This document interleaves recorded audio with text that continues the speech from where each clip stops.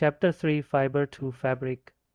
Neha and Oman won the first prize in a science quiz competition held at their school. They were very excited and decided to use the prize money to purchase clothes for their parents.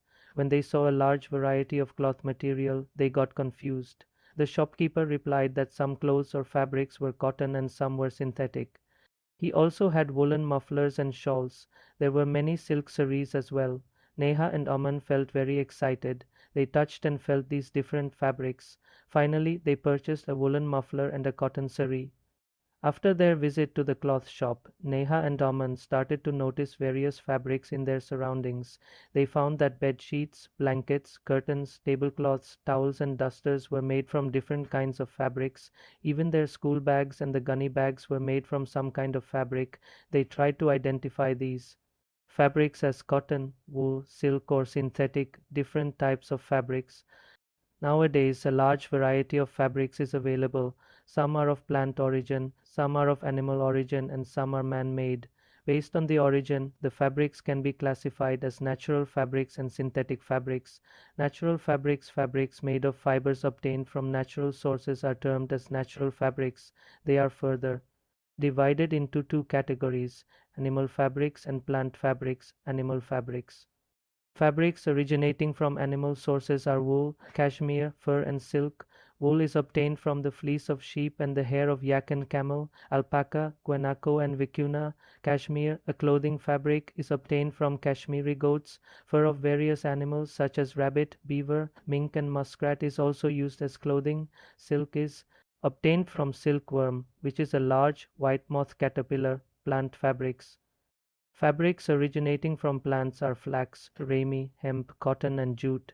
Coconut trees bear coconut fruit, which are used in their entirety. Coconut fibers are cleaned, smoothened, and made into various dolls and toys with beads and colored threads to give them a decorative appearance. Synthetic fabrics. Fabrics manufactured in factories using chemicals are called synthetic fabrics. They are also known as artificial fabrics. For example, nylon, polyester, PVC, polyvinyl chloride, and terylene. Some plant fibers, cotton. Cotton plant is grown in fields as an annual shrub. It grows best in warm weather. It requires temperature ranging from 21°C to 27°C. Rainfall between 50 centimeters to 80 centimeters is required for its adequate growth. Black soil has the ability to retain moisture and is best suited for the cultivation of cotton plant. Cotton is grown in abundance in China, parts of USA, Brazil, Egypt, Mexico, Sudan, Turkey, and India. In India, it is grown in Andhra Pradesh, Maharashtra, Haryana, Gujarat, and Punjab. Every year during spring, new cotton seeds are planted. The fruit of the cotton plant cotton bolls are about the size of a lemon. When the crop grows to maturity, the cotton bolls burst open and seeds with their fibers are harvested. Cotton is usually hand-picked from cotton bolls.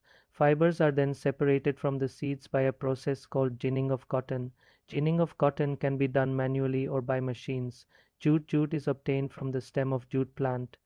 It is a rainy season crop and grows best in warm and humid weather. Almost 85% of the world's jute cultivation is done in Ganges Delta. It is cultivated in Bangladesh, China, Myanmar, Burma, Nepal, Pakistan, Thailand, and India. In India, jute is mainly grown in Bihar, Assam, Orissa, Andhra Pradesh, and West Bengal. Jute is the world's cheapest natural fiber.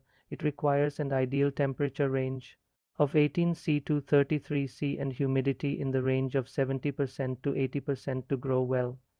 Jute plants are harvested after flowering and before they turn into seeds. The harvested plants are kept immersed in water for a few days. It leads to the rotting of the stem. It is done to soften the tissues so that fibers can be separated easily. This process is called retting. Later on, fibers are stripped from the stalks in long strands, washed, dried, and then woven into fabrics. Uses of jute. Jute is known to have a wide range of uses. It is the second most important natural fiber after cotton. It is used to make cloth for wrapping bales of raw cotton. It is used to make sacks and other wrapping materials. It is woven into curtains, handbags, chair coverings, carpets, and many other things. Spinning cotton yarn you can try. Making cotton yarn yourself, yarn to fabric. There are two main methods by which fabrics are made from yarn: weaving and knitting. Weaving is a process of arranging two yarns together. Weaving of fabrics from yarn is carried out on machines called looms. Looms are either hand operated or power operated. On a loom, a fabric is produced by interlacing into two sets of threads at right angles, knitting. Recall how your mother makes sweaters for you at home. The process of making a pieces of fabric from a single yarn is called knitting. Knitting is done either by hand or by machines. Since knitting is done from a single yarn, if you pull a yarn from a sweater, the whole sweater gets unraveled. Socks, sweaters, and many other clothing items are made by knitting yarns. History of clothing material. In ancient times, people used to cover their bodies with bark and big leaves of trees or animal skins and furs. People used to just wrap these around various parts of the body in different ways.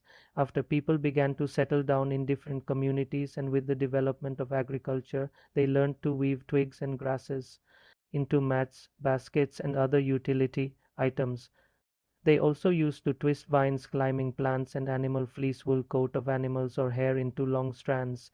These long strands were then woven into fabrics. In India, cotton was grown near the river Ganga during Harappan period. As early as 2500 BC, there are evidences showing flax linen, a plant that gives fibers, which were used in Egypt 7,000 years ago. In ancient Egypt, cotton and flax were grown near the river Nile and were used for making clothes. At that time, stitching was not known to people. They simply used to drape a big piece of cloth around them. This is how saris worn by women originated in India. Invention of sewing needle led to the stitching of fabric into various types of dresses such as shirts, pants, suits, blouses, and skirts. Even today, fabrics like sari, dhoti, lungi, and turban are worn as unstitched clothes.